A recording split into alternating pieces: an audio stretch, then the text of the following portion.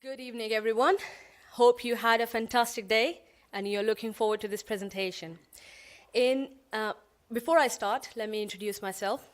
My name is Najwa Jawahar, and I'm a senior structural engineer at WSP. I studied civil and structural engineering from the University of Leeds and graduated with an MN first class degree in 2011. And in 2012, joined WSP as a graduate engineer. So over the last 6.5 years, I have worked on some fantastic projects, including Merchant Square development, which you can see on the right-hand side. This is a development with 6 buildings, including retail, residential, and offices. What you see in front of you is the cucumber-shaped building. That's one Merchant Square. On this side of the screen is New Providence Wharf. It's a 45-story crescent-shaped residential tower located in Canary Wharf. The one below is Keybridge House. It's a development of 5 residential buildings ranging from 4 stories to 38 stories. The 3 smaller buildings sit on a grillage of transfer beams, and the 2 taller buildings go all the way down to foundation. We're reusing the 2-story basement box, which makes it extremely complicated and extremely exciting project. However, the focus for today is London Wall Place. Right. So the contents for today is I will introduce the project, I will introduce a multidisciplinary team, I will give you a site context and introduce the challenges of the project, and then go into explaining how did we overcome the design challenges and share the time-lapse video for each of the building, 1 London Wall Place and 2 London Wall Place. Then I will introduce the walkways or footbridges. We have 6 of them as part of the project. And then I will open up the floor for the questions you have.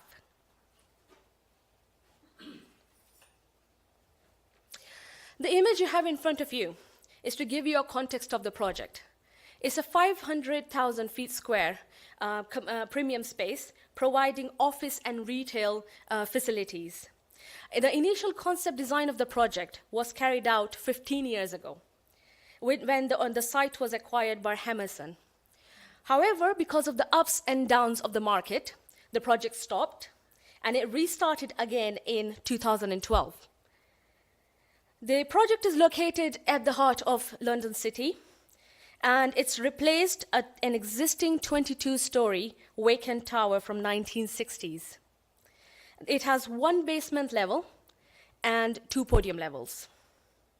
The scope of the new development is to provide 2 new buildings, demolish the existing structure, reuse the existing basement as much as possible, and provide 6. And the existing structure has an existing The existing structure has existing network of bridges which connects these buildings or the existing building with the surrounding infrastructure.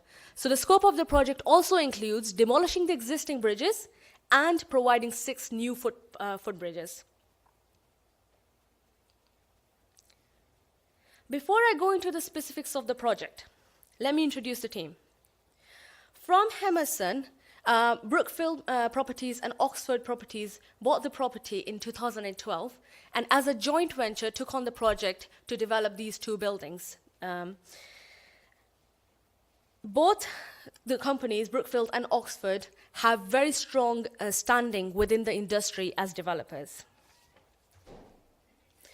WSP were originally appointed to provide structural engineering services as well as the specialist services including geotechnical design, facade, drainage, and security, working very closely with the signature architects MAKE and HPF for the service design engineers. As the project developed, WSP was later on appointed to deliver detailed design of the 6 bridges.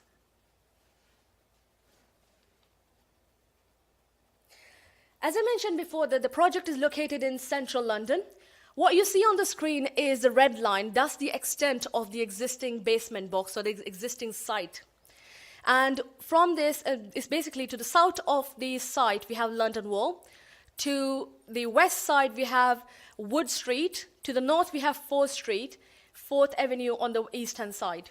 But this is basically the enclosure of the project, and the red line is the limit of the site we had available. The project, both buildings are heavily influenced by the site, form and the design of the buildings, and hence they look like this. So what you see on the screen in red is actually the footprint of the buildings at level 2. Just to give you an idea, the smaller one over there is 2 Lun Wall Place, and the bigger one on this side is 1 Lun Wall Place. St. Paul's, which sits to the southwest of the site, imposes a 45 degrees viewing corridor on the site, which means it has a height restriction for both buildings, and it limits it to 13 stories and 17 stories. In addition to that, we have Psaltis Hall, which is the one down there, Roman Wall, which is over here. They both are listed structures. And the Saxons ruins is the scheduled monument, sorry, that one on the top. And all 3 of them are protected structures, and they sit within the close vicinity of the site. In addition to the historic buildings, which you see in red, we have several other challenges, like we have tunnels going through the site, we have existing piles, which are shown in gray, we have a car park below, which is shown in blue, and we have basement water mains running through it in the green line, and the district heating and cooling within the basement, which means there were a lot of challenges below the existing site footprint, which we had to take into account when we were designing these buildings. On top of these, because we were trying to retain the entire basement box and reusing as much as possible, the new buildings literally sit within the trapezoidal shapes you see on the screen. And because of the shapes and site constraints and the architectural requirements for the project, both buildings had their own unique challenges. So let's start with 1 Lun Wall Place. 1 Lun Wall Place is shorter, or I should say the smaller one, but with a more complex geometry. It is a 13-story building, and it offers office space from level 2 all the way to roof. It offers retail space at the ground level and level 1, and a 2-story basement space, which houses plant and back-of-office facilities. There are 3 unique things about this building. 1, the superstructure had to follow the shape of the trapezoidal basement. And that's why the extent of the wall you see on the screen is actually limiting where the structure sits. Second one is the overall shape of the building is stepped back at every floor. And this is because of the 45-degree viewing corridor plus the right of light from the surrounding buildings, and which is what defines the unique framing of each floor. So every floor is basically a different unique structure. And third is at level 2, which is the lowest level you can see over here above the trapezoidal area, is extremely deep transfer beams, which allow the building to overhang a double-story space open to public below the structure at ground floor level. The floor buildup of the building of 1 Lun Wall Place is extremely simple. It's 130 mil lightweight composite deck, which spans between the secondary beams at 3 meter spacing. Stability of the building is achieved by 2 different cores, which you can see on the image on the right-hand side. This one is located centrally, and the second one is off-centric to take account of the asymmetrical shape of the floor plates. Both cores span all the way from roof down to the foundation level, and they are propped at ground floor level. The basement slabs were designed as flat slabs and spanning between the concrete columns and the perimeter walls, which we are reusing from the existing structure. Analysis of this building for the superstructure was done in round structural systems, and this is where these images are taken from. At the initial stages of the project, we considered several structural options, and 3 of them are shown on this screen. Starting from the one on left-hand side, We considered having a floor-deep truss at roof level, supported off a column in the middle and supported at with the core at the back, and a hanger column at the front of the building. We considered this option, but later on when we started looking at this project in context with the site, the two options we had were, one, we either have to construct this entire truss at the ground floor and lift it into position, or lift it up at level 13 and then assemble it together, which means it was, from the constructability point of view, this option was quite challenging. On the right-hand side of the building,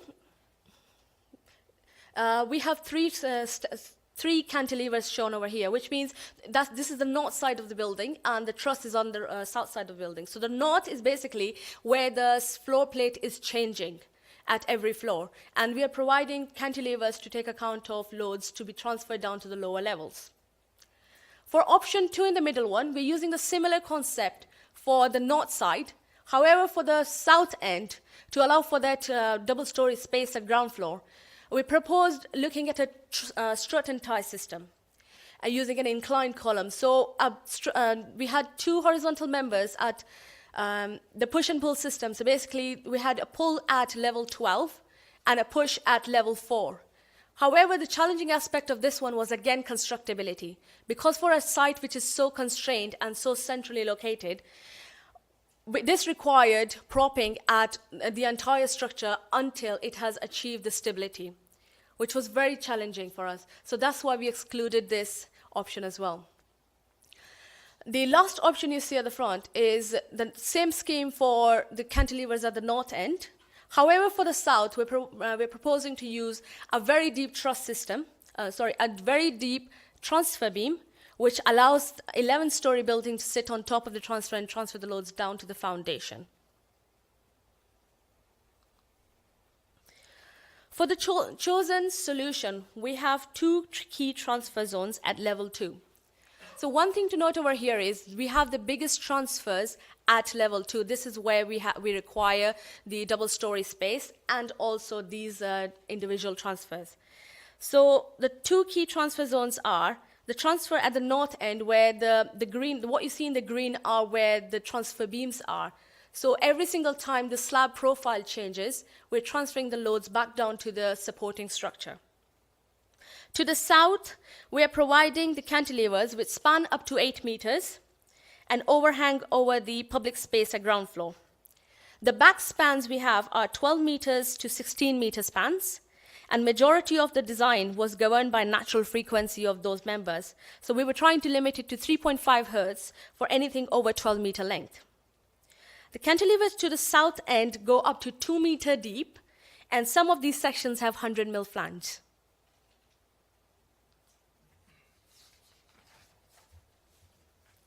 So this is to give you an idea of the cantilever. So this is showing the steps of the floor plates. And as you go up the building, it's basically every single time the load comes down, you have a deep transfer section. Sorry, I can't point at it. And this one is showing the finished cantilevers at the south side of the building. Okay, right, so these are the transfer beams. And this is where the two double-story space we have at the front of the building.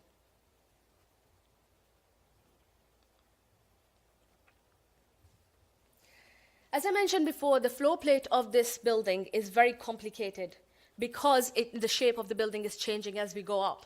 So this is a plan view of level 2 frame, where we have the cantilevers at this end. Sorry. Right, so we have the transfer beams over here. So you can see over here, all of these are 2 meter deep transfer beams. And these are very complicated because some of them are actually supported by another transfer beam at the back, which made the deflection checks of this structure very complicated. In addition to this behavior, we had a very tight deflection limit. For our typical floor, we were trying to limit the deflection for the precast cladding to 12 mil. However, we worked very close with the cladding team to adapt, to relax the deflection criteria for level 2. because this was at the base of the cladding unit, so the building was allowed to deflect a bit more at the starting point. Another thing we learned was the analysis of this building in RAM structural systems. Though the software is very good for analysis of steel buildings, we found out that it was very challenging to run something like this, a complicated truss system, especially where it's supported by another transfer beam.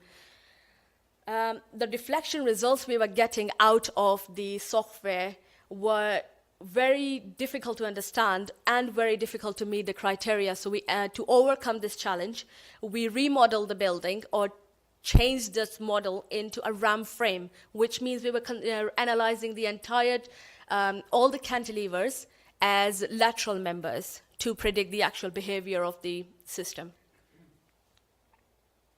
Another thing from the software was that the software assumes that the column to beam connection is pinned, which doesn't give a very, very realistic moment profile or the bending moment and the shear results at the supports. So the connection design was very tricky. So again, when we changed the software into, when we changed the model into RAM frame model, we were able to get those results out and predict the deflections more accurately. These are some of these transfers. So these beams are about 2 meters deep, each of them.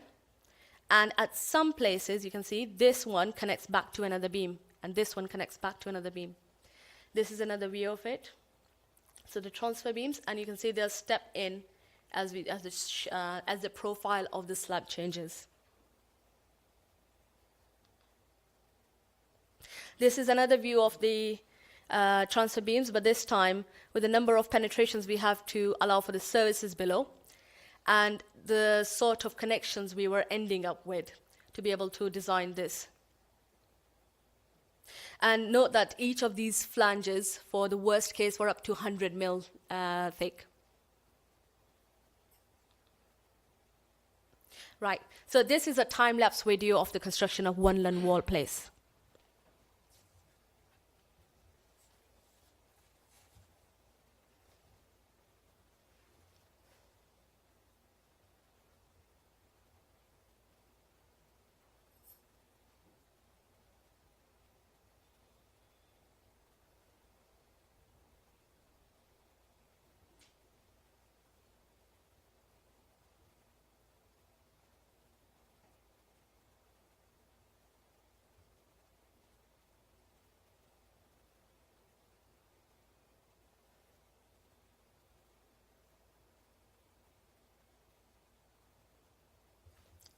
So these are the two cores. So this is the central one, this is the off-centric one, and the floor plate is this shaped.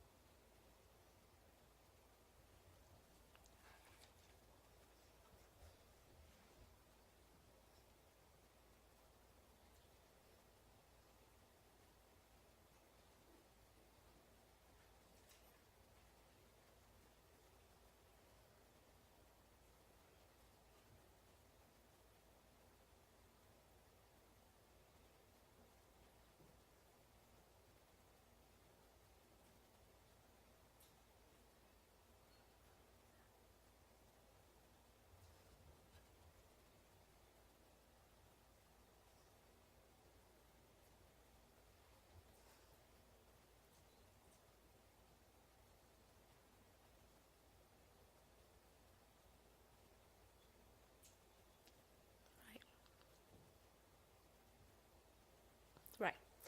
So moving on to Two Lund Wall Place.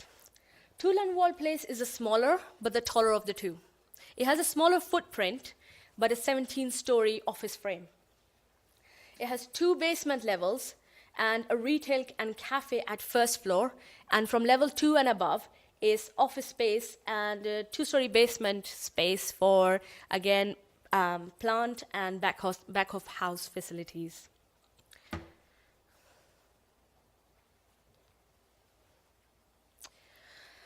Stability of the building is very similar to one land wall place. The reinforced concrete core, which you can see over here, spans all the way from foundation all the way to the roof level, and is propped at ground floor. Floor buildup is similar as well. It's 130 mm lightweight concrete composite slabs, but this time spanning up to 3.75 meters spacing. The column positions for this superstructure were driven by the basement box. So what you see over here is these floors are actually below the ground. So these column positions were driven by where we can have the columns.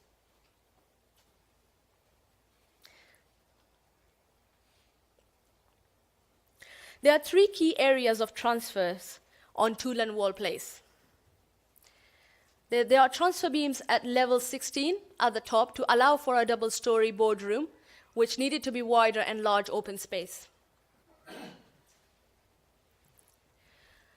We have a walkway. One of the walkway actually goes through the building at level 1. This is where the terrace is, and it connects the terrace to the other side with another walkway, which means we needed 1,500 deep transfer beams at this point to allow for this offset.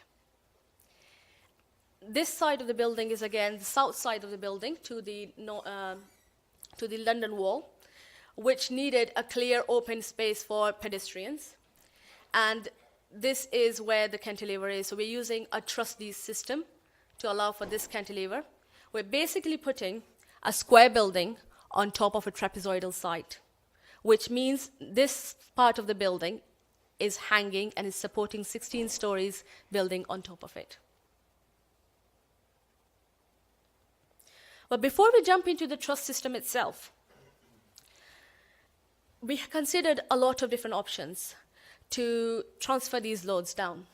So the two challenging areas are at the back to allow for a walkway, and at the front to allow for a public space.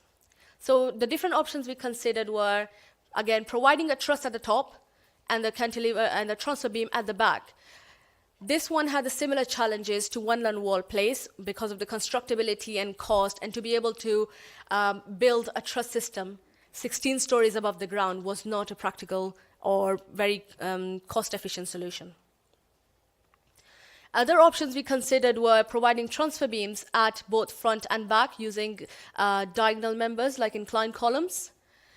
Section sizes for these beams were extremely deep that we were not able to continue with these. It wasn't practical. We also considered transferring loads all the way from top to down using a strut and tie system again, the push-pull system.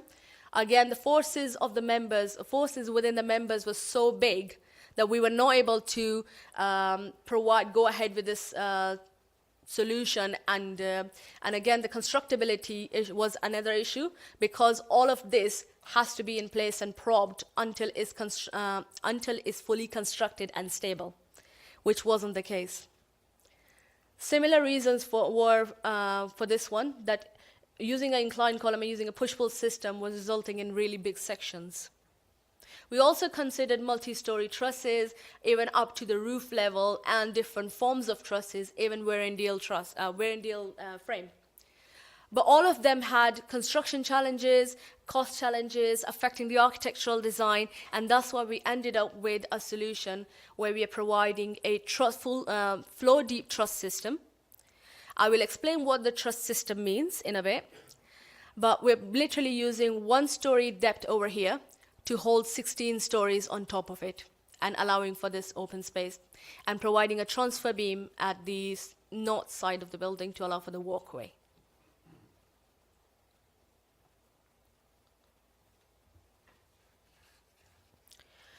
So this is a floor plate at level 2 of the building. So what I mean by truss system is we have 7 different trusses which are connected together. The ones you can see in olive or green, whatever it looks like from the back. And these columns were the red ones are the ones which are supporting this truss system and going all the way down to the ground floor and foundation. The purple ones over here are the ones which are above this floor, so this is where the cantilever is. The truss system was supported by the core at the back, which was centrally located, And at the north, to allow for the walkway space below level 2 and at level 1, which connects to the terrace over here, we had 6 different 1500 mil deep transfer beams. To give you a scale of the truss system, or the cantilevers, we had 13.5 meter in this direction and 35 meters, 34.5 in this direction.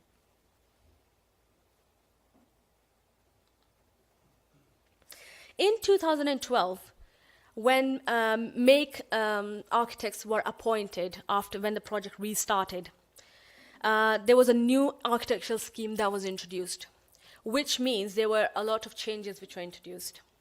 Some of these include moving the core, which was centrally located, to the west side of the building and rotating it by 90 degrees, which basically introduced a torsion in the floor plate. Moving these columns back by 2 meters, which means increase the cantilever in this direction and reduce the back span.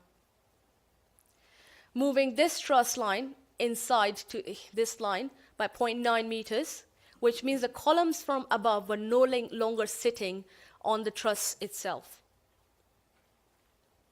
And moving this column back there by, I think, 2.5 meters, which means that, again, the cantilever length was increased, and it made the overall worst-case cantilever to 15 meters.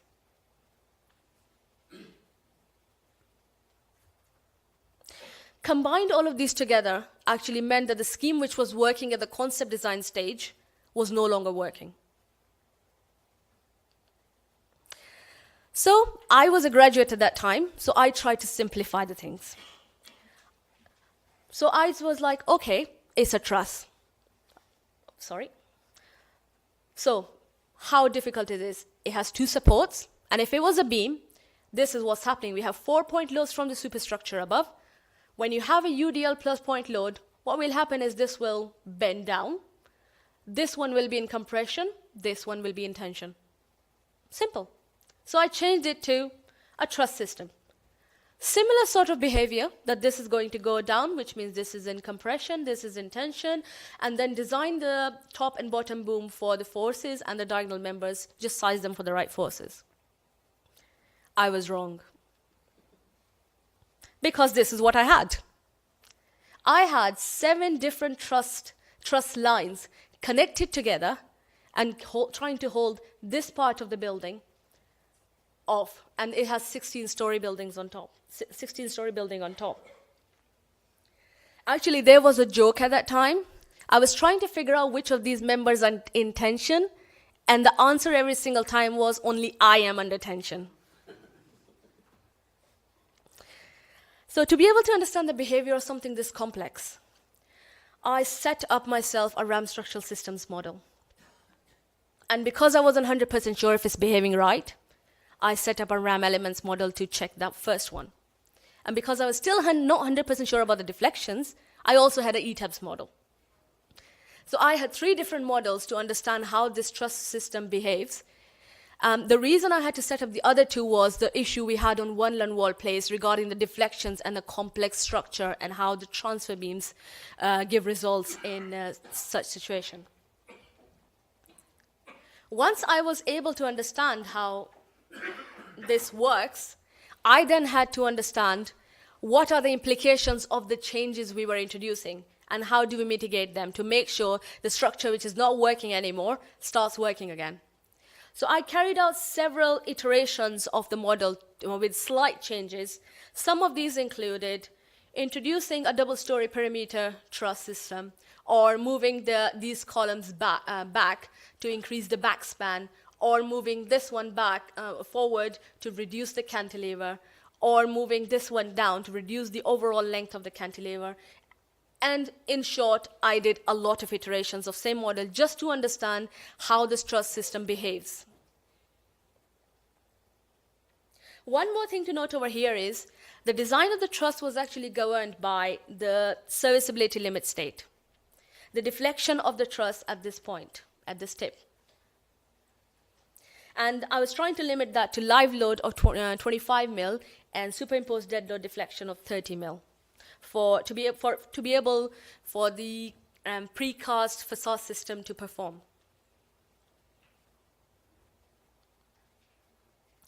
So this is just to simplify the 7 trusses we have, and these are the locations. And the orange columns are the ones taking a lot of loads down into the basement, and these are sitting on the perimeter.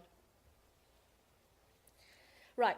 I evaluated all the options and all the studies I carried out individually and tested them against the spatial impact, material weight, cost, and buildability, and came up with a combination of several of them to be able to make the truss system work. So these included increasing the overall depth of the truss to 5.35 meters or 5.4 by reducing the structural zone on all the superstructure levels from 640 mil to 550. Increase the mass of both top and bottom chord. And we ended up, because there was a structural depth limit at level 1 and level 2 and level 1 of 640 mil. So we ended up using fabricated section for both top and bottom chord. Increased using the biggest UC sections for all the diagonals. And that was to increase the stiffness of the overall structure. And moved the middle truss line, this one, slightly to the left, to reduce the overall length of the cantilever. So at the end, we ended up with 11 meters. This is the transfer at the roof level, and these are the other transfers. So this is where this truss system sits. In addition to all this, we also had to preset the truss to remove the dead load deflection and increase the thickness of the slabs at both level 1, which is down here, and level 2 to 200 mil thick normal weight slabs rather than 130 mil. Plus, the cores which are back here, they are designed to take the lateral forces back from this cantilever as well. This slab is actually working as a diaphragm and transferring forces back to the core. So below level 3, the structure is designed to, the core structure is designed for the lateral forces from the truss, plus the wind forces and the notional loads. To give you a scale of the truss, this is half of it. Okay? They couldn't build it in full depth and lift it in place, so half of the truss. And this is when it's put together, so this is this connection.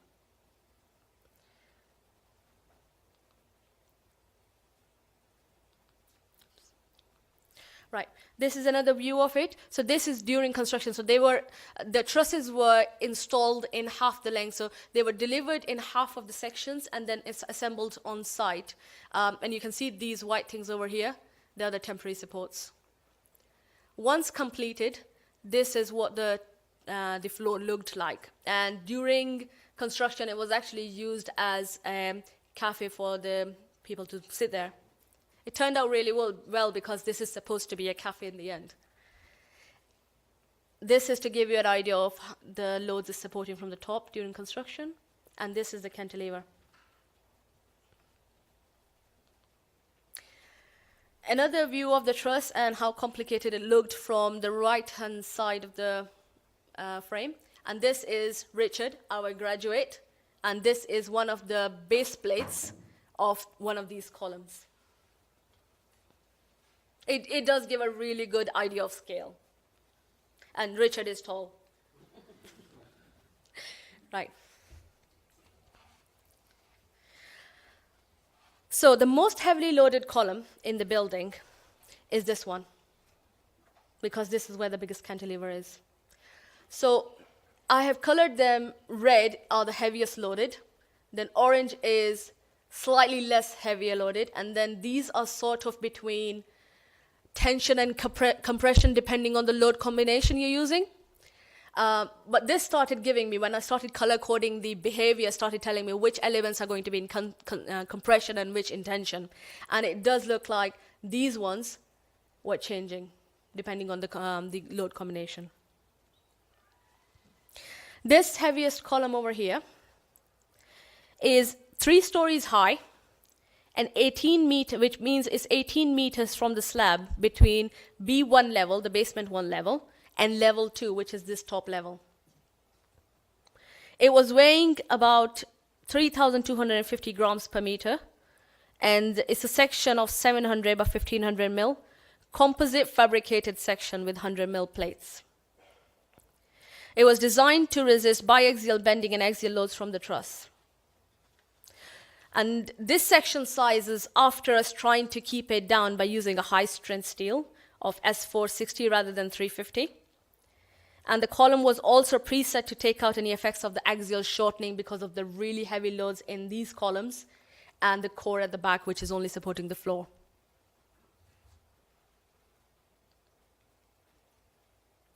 The column sits on, this is basically the heaviest loaded column. It sits on this area. So this is B2 level where the basement wall is, which means it's slightly outside the perimeter of the basement.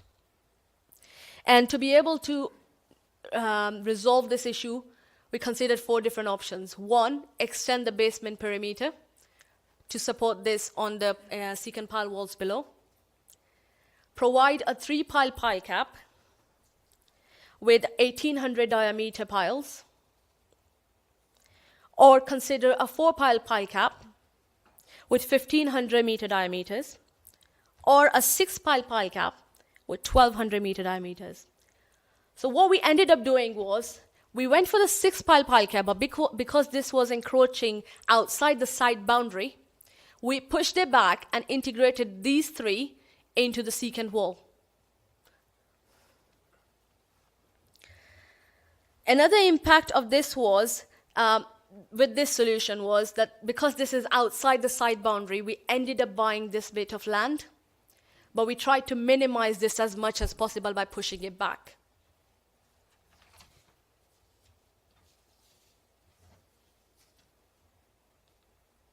Right. We worked very close with the geotechnical team, and through iterations, we came up with a solution of using 600 diameter piles for the pile draft. However, we also used 1200 diameter piles for wherever the loads from the trusses were really, really high. And, but we also considered 750 mil diameter piles around the perimeter. So this basement wall over here that you see in yellow below is actually the B2 perimeter, which is 750, and we are embedding 1200 diameter piles inside the secant wall, which is 750. So this is 2.5. I couldn't edit this image. Right. So this is the time-lapse video for Toulon Wall Place.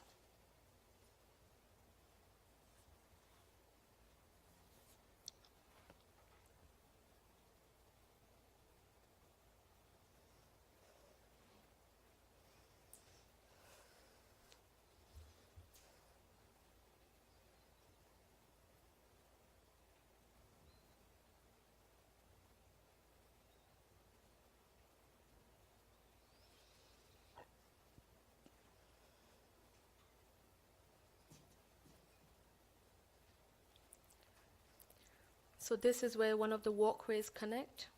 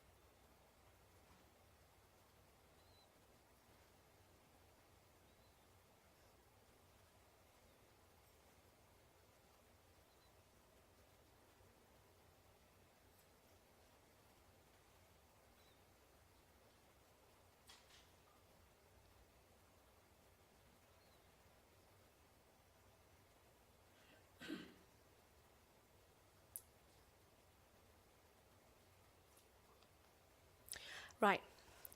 As I mentioned before, there are 6 walkways which form part of this building development. So this land wall development. Unfortunately, because I haven't designed them myself, they were designed by the Bridges team. I can't give you technical details of it, but I can give you an overview of the 6 walkways. So this is the outline of the building too. Tool and wall place. So walkway 4 sits over here, and then you go through the building, and then it connects to this S-shaped walkway, which is number 2. This one down here is walkway 1, which connects it to the other buildings on this side, and it goes through one land wall place. This is walkway 3, and then which is connected to walkway 6 over here, and walkway 5 at this end. This is walkway 1. One thing about all of them was that these walkways were designed, or footbridges were designed in using weathered steel, and that's why they look like this.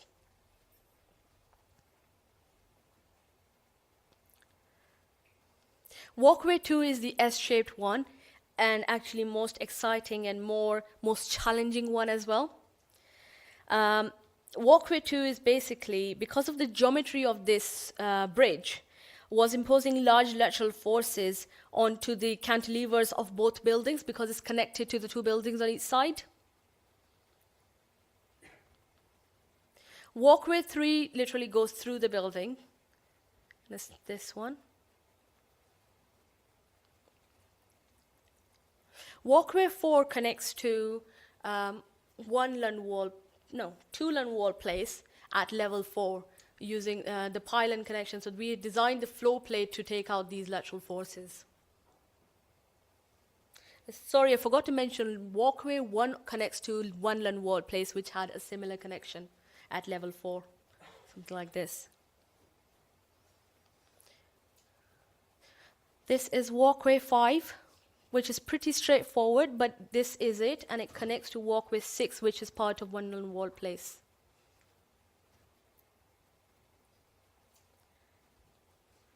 And that's it. Any questions?